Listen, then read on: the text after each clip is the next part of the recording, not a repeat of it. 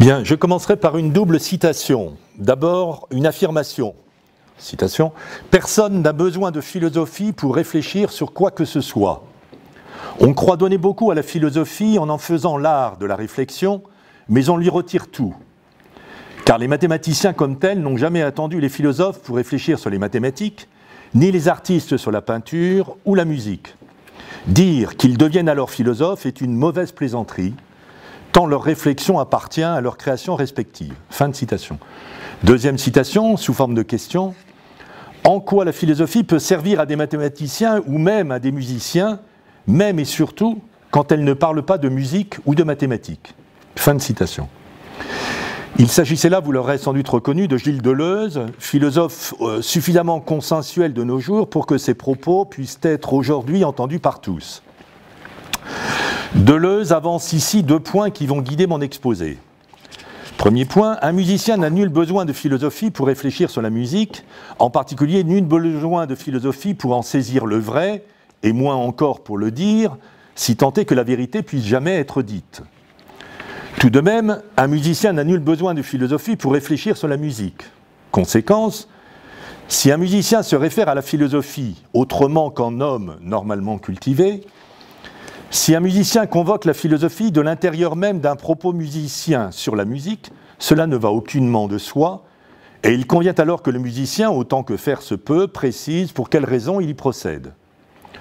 En tous les cas, nous précise Deleuze, si la philosophie peut servir aux musiciens, ce ne sera guère en parlant de musique. Et tout de même, si la philosophie peut servir aux mathématiciens, ce ne sera guère en parlant de mathématiques. Le musicien qui s'intéresserait à une philosophie pour autant qu'elle lui parlerait de musique aurait un rapport essentiellement narcissique à la philosophie, et ce rapport ne pourrait alors qu'égarer sa pensée propre. Si un musicien choisit de se référer à une philosophie donnée, cela devra donc être essentiellement pour ce que cette philosophie peut énoncer en général, plutôt que sur la musique en particulier. Autant dire que la philosophie la moins susceptible d'intéresser le musicien serait celle qui s'afficherait comme philosophie de la musique, si tant est que ce syntagme d'ailleurs ait un sens proprement philosophique. L'histoire atteste des frictions inévitables que toute supposée philosophie de la musique suscite entre musiciens et philosophes, tant il est vrai qu'il ne saurait déjà s'accorder sur ce que le simple mot musique veut dire pour les uns et pour les autres, le point que je le relevais tout à l'heure. Qu'il suffise de réexaminer sous cet angle les confrontations entre Rameau et Rousseau, Wagner et Nietzsche, Schoenberg et Adorno, et bien d'autres. S'intéresser à des écrits philosophiques traitant de musique est en vérité le meilleur moyen pour le musicien, non servile ou non vassal, de devenir anti-philosophe, en un sens trivial du terme, ce qui n'a guère de vertu musicale à mon sens. Ces 2 idées, qui pour Mamufy ont cet avantage supplémentaire de traiter mathématiciens et musiciens à égalité subjective face à la philosophie, me conduisent aux 2 questions suivantes. Premièrement, pourquoi alors envisager de se tourner en musicien vers la philosophie, ce qui en fait voudra dire, j'y reviendrai, vers telle ou telle philosophie. Deuxième question, puisqu'il ne s'agit guère dans ce cas de se tourner vers quelque philosophie se présentant comme philosophie de la musique ou philosophie sur la musique, quelle philosophie particulière alors privilégier? Je voudrais aborder notre sujet du jour, Wittgenstein et la musique, sous ces angles en nous demandant pourquoi se tourner en musicien vers Wittgenstein et spécifiquement vers Wittgenstein, sachant qu'il ne saurait alors s'agir pour l'essentiel du Wittgenstein qui parle de musique. Nous avons, comme je l'ai rappelé tout à l'heure, dans Mamufy, une certaine habitude de pratiquer ce type de questions, et je voudrais donc les éclairer par quelques petits rappels sur les orientations qui président au séminaire accueillant cette journée en ce lieu. D'abord, il convient sur ces questions, comme sur bien d'autres, de distinguer le plus clairement possible les positions respectives du musicien et du musicologue, chacune bien sûr ayant sa propre légitimité. Pour les délimiter au plus bref, je dirais que le musicien se caractérise de faire de la musique ou de faire la musique, et le musicologue d'en parler. D'où 2 rapports à la musique disjoints. Le musicologue parle de musique en extériorité objectivante, la musique est pour lui un objet, son objet. Quand le musicien fait de la musique en intériorité subjectivante, il la compose et ou il la joue, il la fait entendre, il la donne à écouter. Et quand ce musicien, qui a priori n'a guère besoin de parler de musique, choisit cependant d'ajouter à sa pratique ordinaire de musicien artisan, parlons de working musician, quand il choisit d'ajouter un dire la musique, alors j'appelle ce type de musicien le musicien pensif, et j'appelle intellectualité musicale cette activité d'un dire musicien, la musique n'y joue alors nullement un rôle d'objet. En particulier, la musique n'y est aucunement à définir. Son existence concrète et assurée constitue tout au contraire pour le musicien l'axiome de départ rendant possible son éventuel dire. Pour filer une métaphore mammuthique, un musicien pensif ne définit pas plus la musique qu'un mathématicien de la théorie des ensembles ne définit un ensemble, ou qu'un géomètre ne définit l'espace en général.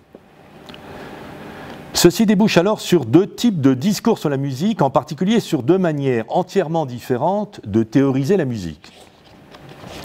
Nous avons l'habitude dans Mamuffi de confronter différentes manières de théoriser la musique. Je renvoie pour cela à notre dernier ouvrage qui résume 10 années de travaux Mamuffi. En gros, nous pratiquons dans Mamuffi la confrontation entre 4 manières de théoriser la musique.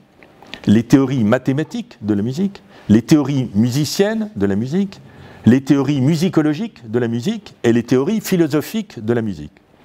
Ce faisant, remarquons-le, nous excluons a priori de notre champ d'investigation bien d'autres manières de théoriser la musique. Les théories psychologiques ou psychanalytiques, sociologiques ou économiques, politiques ou politologiques, ethnologiques ou anthropologiques, etc., etc. Tout ceci pour rappeler qu'une théorie ne se caractérise nullement d'un supposé objet préexistant, mais présuppose un cadre de référence qui délimitera ce que théorie et musique vont pouvoir vouloir dire dans le syntagme abstrait théorie de la musique. Concernant notre journée, il conviendra donc d'admettre d'emblée que le rapport à Wittgenstein sera tout différent pour un musicien et pour un musicologue. Il va de soi qu'il le sera tout autant pour un philosophe ou pour un historien de la philosophie, pour un mathématicien ou pour un épistémologue, et je me réjouis au demeurant que cette journée, par sa diversité d'intervenants, nous fournisse l'occasion de mettre en résonance différents rapports subjectifs au même intitulé « Wittgenstein et la musique ». Pour ma part, je ne suis pas musicologue, je ne suis pas non plus philosophe ou mathématicien, même si j'essaye d'être ordinairement cultivé dans ces domaines, comme en d'autres. Je suis compositeur, donc musicien. Et c'est sous cet angle subjectif, celui-là même dont il est question dans les propos de Deleuze, que ma contribution va s'inscrire. Pourquoi alors se tourner en musicien vers Wittgenstein, s'agissant de préférence du Wittgenstein, comme je l'ai dit, qui ne parle pas de musique ? Alors, il me faut immédiatement préciser avec une tonalité un peu polémique qui, sur ce sujet, me semble difficilement évitable. Je plaide ma cause en disant d'abord que Wittgenstein était lui-même familier du dispositif polémique, puis que dans Mamuffi, nous avons une certaine aussi habitude de la chose, donc on essaye de parler vrai, non pas de dire le vrai, mais parler vrai. Heureusement qu'il ne s'agit pas pour le musicien pensif de s'intéresser à la supposée philosophie musicale de Wittgenstein, car celle-ci, à mon sens, n'est guère susceptible d'appâter le compositeur contemporain, en tous les cas le compositeur contemporain que je suis. Quelques délimitations minimales sur ce point. Voici d'abord un grand intellectuel viennois du début du XXe siècle, musicalement cultivé, il connaissait la musique, il jouait honnêtement de la clarinette, qui affecte d'ignorer purement et simplement la musique de l'école de Vienne, la comparaison avec le jeune Adorno est ici écrasante, qui déclare n'aimer guère malheur, et dont les références musicales semblent unilatéralement tournées vers une Vienne antérieure et devenue confite de ces traditions que la modernité intellectuelle n'a de cesse de brocarder à sa même époque. Bon, ce choix musical de Wittgenstein constitue évidemment son choix personnel tout à fait légitime, mais on conviendra qu'il ne présage guère d'une vive acuité intellectuelle en matière de pensée musicale contemporaine. Ensuite, et de manière plus profonde, puisque concernant moins l'individu que ses écrits, comment le musicien pourrait-il reconnaître son art dans les fameuses propositions du Tractatus sur la musique ? La première, 4.014, aligne le discours de phonographe, la pensée musicale, la notation musicale, les ondes sonores, coinçant ainsi la pensée musicale entre une technique latérale, productrice, à mon sens, d'image de la musique, plutôt que la reproduisant, ce qui est tout différent. Le disque ne reproduit pas la musique, il produit une image de la musique. Et d'autre part, une pensée littérale, le solfège, qui, elle, est centrale, et qui spécifie, à mon sens, rien moins que la logique musicale proprement dite. Comment le musicien pourrait-il se sentir concerné par une telle confusion catégorielle ? Seconde proposition, cette fois 4.0.14.1, qui précise la précédente, qui accuse l'alignement précédent et nous en livre la clé conceptuelle en formatant l'activité musicale sur un fonctionnement langagier. Je la cite en intégralité. Qu'il y ait une règle générale grâce à laquelle le musicien peut extraire la symphonie de la partition, et grâce à laquelle on peut extraire la symphonie des sillons du disque, et de rechef, selon la première règle, retrouver la partition, c'est en cela que repose la similitude interne de ces figurations apparemment si différentes. Et cette règle est la loi de projection qui projette la symphonie dans la langue de la notation musicale. C'est la règle de traduction de la langue de la notation musicale dans la langue du disque. Là, je le prends dans la traduction de Granger, enfin canonique celle-ci. Ainsi, voilà l'écriture musicale, le solfège, rabattue sur une langue, la langue de la notation musicale. Comment le musicien pensif, s'attachant à soigneusement situer la pensée musicale à l'œuvre, dans le réseau complexe d'une partition musicalement écrite, d'exécutions sonores infiniment diversifiées et d'enregistrements mécaniques portant trace projective de cette activité, pourrait-il s'accorder à une telle problématique de la traduction entre langues diverses ? Petite précision en ce point, le statut de la partition au regard de l'œuvre musicale me semble assez simple à clarifier, je l'ai fait dans différentes interventions même ici, c'est ce qui autorise l'existence du morceau de musique comme faisceau, au sens topologique du terme, ou géométrie algébrique plutôt, d'exécutions musicales toutes différentes. Alors, rien là qui concerne une quelconque traduction entre langues, ça n'a ni d'ailleurs de projection. Si projection il y a, c'est simplement entre la musique faite par le disque sur justement une image musicale. Ça produit des images, mais pas rien d'autre, pas de projection. Pour le musicien pensif, il faut donc bien, comme Deleuze le lui conseille, laisser de côté ce que Wittgenstein dit de la musique et se tourner plutôt vers le reste de ses propositions. Opération de tri difficile à opérer au demeurant, s'il est vrai que la musique fonctionne comme paradigme, latent ou déclaré de cette philosophie, si plus encore il est vrai que dans cette philosophie la musique serait partout, comment alors découper dans cette philosophie une part significative qui, enfin, ne parle plus de musique ? Mamuffy nous suggère alors une première réponse. Il faut aller examiner ce que devient cette philosophie quand elle parle plutôt de mathématiques. Mais comme on va le voir, les difficultés sur ce nouveau versant ne sont pas moindres, elles s'avèrent même bien plus graves. À se tourner vers ce Wittgenstein qui ne traite pas explicitement de musique, le musicien mamuffique voit à nouveau les obstacles s'accumuler. J'en énumérerai au moins 4, et non des moindres, qui touchent tous au type très particulier de discours philosophique qui est celui de Wittgenstein. Premièrement, pour aller au plus direct, comment un musicien pensif pourrait-il se reconnaître dans l'énoncé archi-célèbre, le 7 qui conclut le Tractatus, je le donne cette fois dans la traduction de Balibar, de cela dont il est impossible de parler, il n'y a qu'à faire silence. Pour tous les intellectuels qui ne se reconnaissent aucunement dans un supposé tournant langagier de la pensée et qui identifient dans la sophistique analytique anglo-saxonne la même scolastique qu'un Lacan pouvait reconnaître dans l'école psychologisante de Chicago et qu'un Boulez pouvait discerner dans un certain dodécaphonisme académisant d'outre-mer, cet énoncé du Tractatus délimite très précisément ce contre quoi la pensée ne peut que se dresser par principe. Je cite en vrac un certain nombre de propos pour vous illustrer la chose. Michel Deguy, ce qu'on ne peut pas dire, il faut l'écrire. Samuel Beckett, dire désormais pour soi mal dit, dit et mal dit, désormais plutôt tantôt dit et tantôt mal dit. Guy Lardreau, il n'est rien devant quoi la pensée doit se taire. Ce qu'on ne peut pas dire, puisqu'on doit le dire, on peut le dire. François Regnault, l'intellectuel est celui qui tente de dire au point même où l'on ne peut dire. Jean-Claude Milner, à l'égard de ce dont on ne peut parler, le devoir est de bien dire. Qu'est-ce d'ailleurs que l'inconscient, sinon précisément une frontière dont la psychanalyse se propose de penser à la fois les deux côtés, etc. etc. J'ajouterai pour ma part que l'intellectualité musicale du musicien pensif est précisément ce qui s'attache à dire la musique au point même où la pensée musicale n'est pas un dire. Donc, premier problème pour le musicien pensif, comment se référer à un discours philosophique qui lui enjoint, au lieu même de sa propre réflexion, de faire silence et de s'en tenir à sa fonction principale de musicien artisan, montrer la musique en la faisant. Seconde difficulté, comment se référer à un discours philosophique qui déclare expressément cantonner la philosophie à une activité de délimitation dont l'impensable serait le réel? Deux énoncés du Tractatus, 4.112, la philosophie n'est pas une théorie, mais une activité. Énoncé 4.114, la philosophie doit marquer les frontières du pensable et partant de l'impensable. Elle doit délimiter l'impensable de l'intérieur par le moyen du pensable. Fin de citation.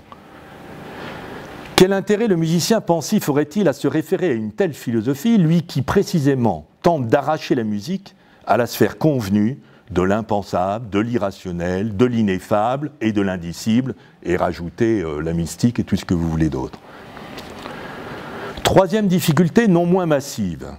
Comment, pour un musicien magnifique, se référer à une philosophie qui non seulement confond mathématiques et logique, bon, c'est là l'orientation classiquement appelée celle du logicisme, énoncé du Tractatus 6.2, la mathématique est une méthode logique, mais, pire encore, n'a de cesse de rabattre la mathématique à une non-pensée. Énoncé 6.21, la proposition de la mathématique n'exprime aucune pensée. Je sais bien que ce que Wittgenstein appelle ici pensée ne s'accorde guère à ce que le musicien pensif appelle pensée, par exemple dans le syntagme pensée musicale, d'où d'ailleurs au demeurant les ambiguïtés constantes qu'il y a à passer des mêmes mots chez Wittgenstein, chez Schoenberg, etc., parce qu'à mon avis les mêmes mots n'ont pas du tout la même signification. Mais précisément, pourquoi alors se référer à une philosophie qui thématise ce que penser veut dire, en excluant les mathématiques si chères à Mamufy? Quatrième difficulté. Comment le musicien pensif, habitué du séminaire Mamufy, est donc un peu instruit de logique contemporaine? Je rappelle que toute notre année 2005-2006 a été consacrée à justement ces questions. Pourrait-il se référer à une philosophie qui enserre la logique dans une acception si réductrice, celle de la bonne vieille logique propositionnelle? Quelques énoncés, là encore, du Tractatus pour faire ressortir la difficulté. Alors, c'est les énoncés 6.1, 6.11, 611, etc. Les propositions de la logique sont des tautologies. Les propositions de la logique ne disent rien. Les théories qui font apparaître une proposition de la logique comme ayant un contenu sont toujours fausses. Comment accorder ces énoncés aux développements les plus stimulants de la logique mathématisée contemporaine, celle qui a abandonné le vieux fantasme de fonder les mathématiques, pour mieux tirer parti de sa propre fondation dans la géométrie contemporaine et ainsi recaractériser ses propres enjeux de pensée, non pas la grammaire formelle des tautologies propositionnelles, mais la structure formelle de la preuve et de la démonstration. Voir les travaux de Jean-Yves Girard et bien d'autres, évidemment. Ainsi, le musicien pensif qui s'acharne à dire la musique, qui se tourne vers la philosophie pour l'aider à s'orienter dans les lumières que les différentes sciences peuvent lui apporter, qui attend que la philosophie l'encourage dans son effort pour formuler dans la langue commune une pensée musicale non langagère, qui attend pour ce faire de la mathématique, laquelle partage avec la musique cette expérience d'une pensée non langagère, se soumettant à l'épreuve répétée de sa projection dans la langue vernaculaire. Comment attendre de la mathématique quelques lumières de pensée? Comment ce musicien qui s'attache à tirer parti de la logique mathématisée de la démonstration pour mieux le confronter à la logique musicale de la déduction, comment ce musicien pourrait-il tirer parti d'une telle philosophie? À ces difficultés massives, décourageantes pour tout musicien de bonne volonté, qui ne fait bien sûr pas métier de commenter ad libitum les commentaires philosophiques, Wittgenstein n'a-t-il pas lui-même suffisamment rallié le bavardage universitaire pour décourager toute personne de s'y livrer à son endroit? La philosophie, j'entends la philosophie créatrice de concepts et de nouvelles théories, n'en déplaise à Ludwig, Wittgenstein bien sûr, pas Beethoven, va cependant apporter une première réponse. Et c'est là sa fonction que nous appelons d'ombre portée, pourrait-on préciser, puisque à se disposer sous des branchages bien choisis, plutôt que sous un soleil à son zénith, le contraste ombre et lumière est plus apparent. Je la trouverai en ce qui me concerne chez le philosophe Alain Badiou, qui caractérise dans son petit ouvrage ce type précis de discours philosophique comme constituant une anti-philosophie. Disons un type de discours qui rapproche Wittgenstein de Rousseau, de Kierkegaard ou de Nietzsche, pour n'évoquer ici que des discours dont les musiciens cultivés sont un peu familiers, en raison en particulier de la place que la musique y joue. On m'objectera que c'est là le choix d'une ombre très spécifique. C'est l'ombre d'une philosophie, non de la philosophie en général. Mais c'est précisément une loi de la pensée qu'un non-philosophe ne saurait bâtir son intelligence propre de la philosophie qu'en choisissant une philosophie spécifique pour le guider dans le dédale de propositions dont la somme brute se présente sinon de prime abord comme fatras contradictoire, comme jungle inextricable, comme ce verbiage que Wittgenstein critique. C'est seulement du point d'une philosophie donnée qu'on peut espérer comprendre les autres philosophies, en se déclarant par exemple aristotélicien pour explorer Platon, ou kantien pour étudier Hume, ou sartrien pour explorer Hegel, dans mon cas badiusien pour mieux comprendre Wittgenstein. Wittgenstein serait anti-philosophique au triple sens suivant. Premièrement, il dissout toute consistance théorique du discours philosophique en rabattant la philosophie sur une pure activité. Deuxièmement, la réduction de la philosophie à une pure activité a pour contrepartie une délimitation du concept philosophique de vérité, désormais tenu pour inepte. La philosophie n'a plus pour propos de théoriser ce que vérité veut dire. Et, en contrepartie, une promotion de la catégorie de sens. Et l'on sait que la religion, donc la mystique, rôde dans tous ces lieux où la figure du sens veut mettre la notion de vérité sous tutelle. Lacan l'a abondamment commenté. Troisièmement, Wittgenstein oppose alors à l'acte philosophique, dissimulé et sournois selon Wittgenstein, pure et simple manipulation par un maître retiré dans les coulisses énonciatives, il oppose à cet acte philosophique un acte d'un tout autre type dont l'essence serait d'être gagé sur la position de qui le pose, un acte gagé sur l'acteur plutôt que caractérisable par l'action en soi. L'antiphilosophie se déploie donc en se dressant contre la prétention philosophique à discourir sur ce qu'est ou n'est pas la vérité, sur le concept de vérité, et en prenant à l'inverse un ordonnancement des actions à une logique du sens qui récuse ultimement toute séparation radicale entre énoncé et énonciation. Si l'on s'inscrit à l'ombre de cette proposition badiousienne, et j'aimerais au passage que ceux qui récusent cette disposition, ils ont parfaitement droit, mais prennent au moins le soin de répondre de manière précise aux questions philosophiques détaillées que le livre de Badiou adresse attentivement au Tractatus, on voit alors comment mes 4 points précédents se décantent. Je les rappelle sommairement. Les 4 difficultés, l'existence d'un supposé impensable, à rebours de l'axiome rationaliste hegelien, tout le réel est rationnel et donc bien sûr pensable. Énoncé d'ailleurs qu'on trouve déjà chez Parménide. Il n'est même pas hegelien, mais il est parménidien. Que Wittgenstein installe au principe de sa disjonction radicale du dire et du montrer, et qui vient se dresser, bonens volens, entre les pratiques du musicien pensif et celles du musicien artisan. Deuxièmement, la philosophie se trouve exclue de la pensée véritable et condamnée au bavardage professoral. Comment alors désirer s'installer à l'ombre d'une telle logorée? La mathématique réduite à la logique et par là dépourvue de tout contenu pensée propre, sans même parler de son contenu de vérité éventuelle. L'énoncé mathématique aurait chez Wittgenstein pour paradigme la figure d'une simple égalité, et son activité essentielle tiendrait ainsi à de simples permutations de part et d'autre du signe égal. Allez expliquer cela à Euclide, Euler, Galois, Riemann, Hilbert. Quelle lumière attendre d'un tel jeu formel? Et ultimement, la logique se trouve réduite au vieux calcul propositionnel et donc à la figure tutélaire des propositions tautologiques. À quoi dialectiser la logique musicale si les figures contemporaines de la logique se réduisent à ces platitudes? Un désert de la pensée ayant été ainsi systématiquement établi, l'antiphilosophie n'a plus en effet qu'à s'avancer pour promettre le charme de son acte inouï. Quel est cet acte pour Wittgenstein? Il est essentiellement de modèle esthétique, et qui plus est une esthétique dont le paradigme interne est musical.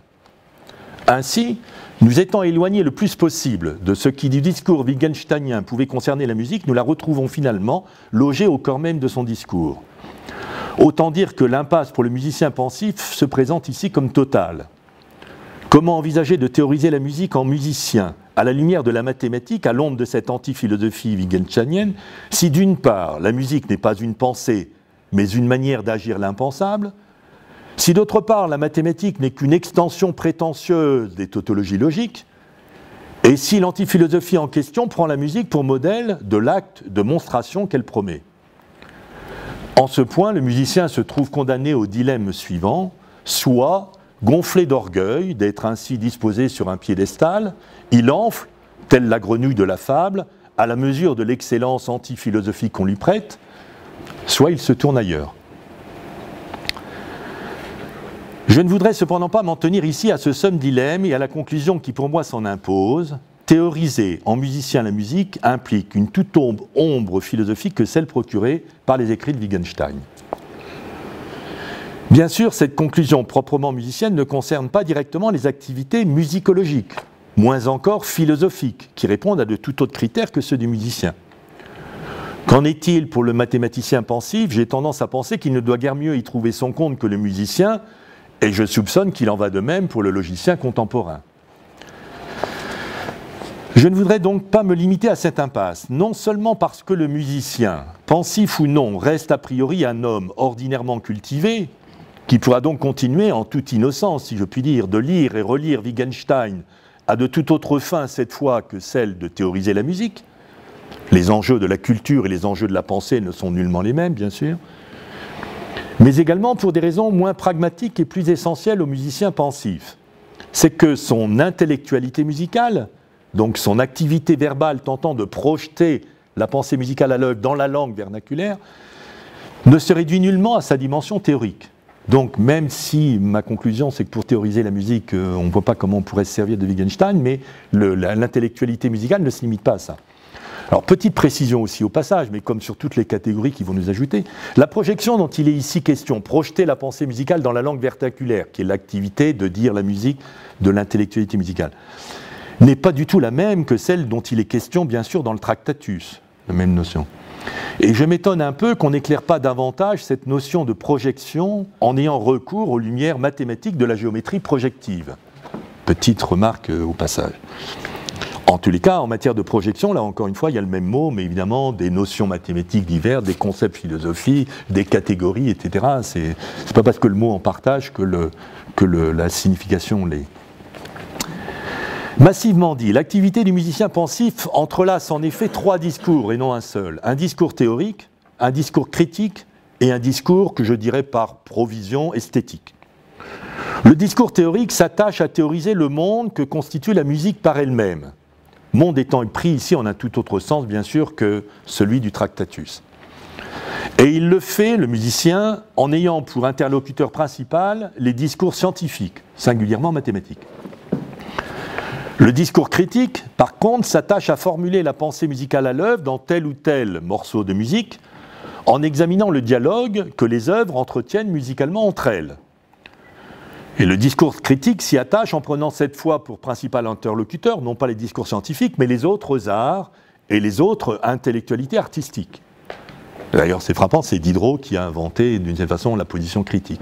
Et c'est pour ça d'ailleurs que Rameau a constitué aussi une dimension critique dans son intellectualité musicale. Enfin, le discours qu'on dira esthétique s'attache à dégager les résonances. J'aime bien écrire ça AI, enfin avec un jeu de mots pour indiquer des résonances au sens sonore entre des raisons, des rationalités différentes. Dégager les résonances extérieures que le monde musique et la pensée musicale entretiennent avec d'autres mondes et avec d'autres pensées. Ce discours prendra pour interlocuteur les discours non scientifiques des disciplines qu'on dit humaines, politique, psychanalyse, histoire, anthropologie ou ce que vous voulez. Et au total, l'entrelac de ces trois formes de subjectivité, penser éventuellement à une figure borroméenne avec trois discours, composera une intellectualité musicale proprement dite, celle par exemple de Rameau, qui à mon sens invente l'intellectualité musicale, mais aussi celle de Schumann, de Wagner, de Schoenberg, de Boulez et de certains autres, parce qu'il n'y en a pas tant que ça, Et c'est au niveau global de cet entre-là des trois discours que le musicien pensif prendra pour interlocuteur la philosophie comme telle. Mieux, comme je l'ai indiqué, une philosophie donnée, celle qui lui semblera le mieux convenir aux enjeux propres de son intellectualité musicale. Dans le cas de Rameau, c'est clairement Descartes. Je choisis Descartes. Dans le cas de Wagner, on discute, est-ce que c'est Schopenhauer ou non? Je suis assez sceptique sur la question de Schopenhauer, mais enfin, on en discute.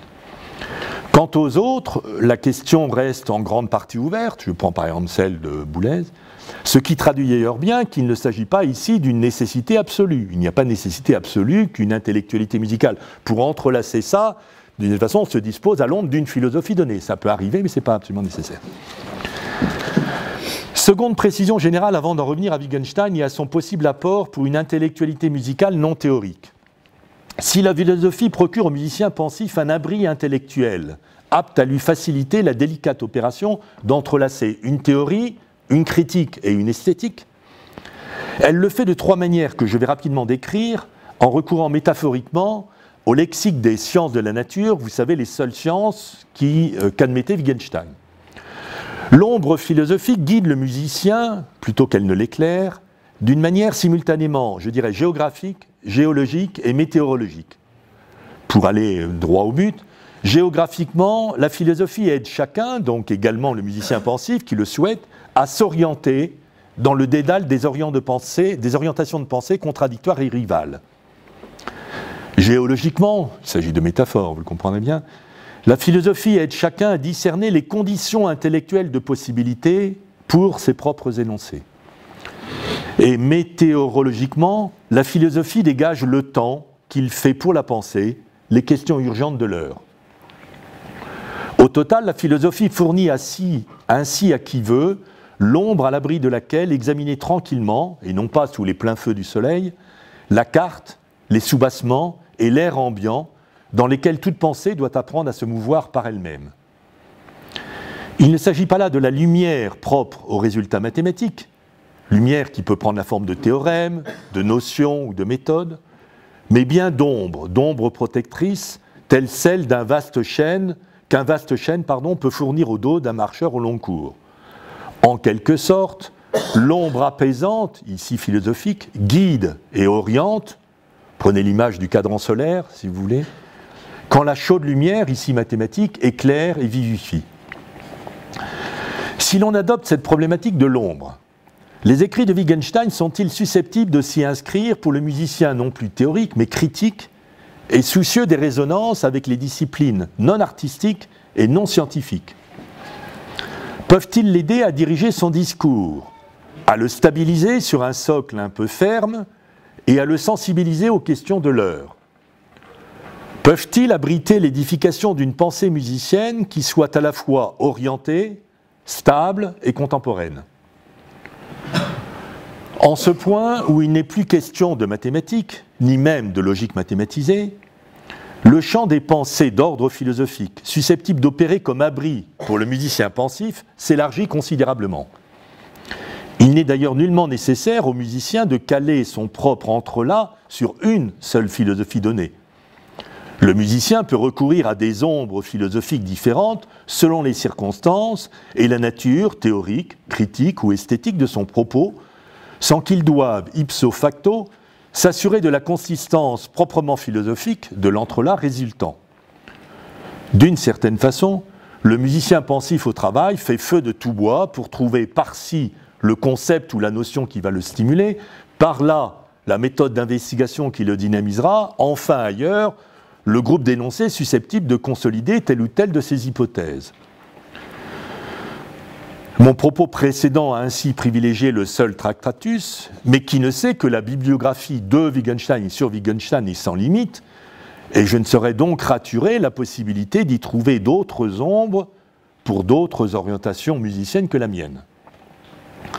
Je conclurai donc sur ce point-là. Tout l'intérêt de cette journée magnifique qui s'engage va précisément être de nous indiquer ce qu'il en est d'autres approches, musiciennes peut-être, musicologiques sûrement, philosophiques, mathématiciennes, et qu'au total, tel est mon souhait, que 1000 orientations s'épanouissent et rivalisent magnifiquement lors de notre journée.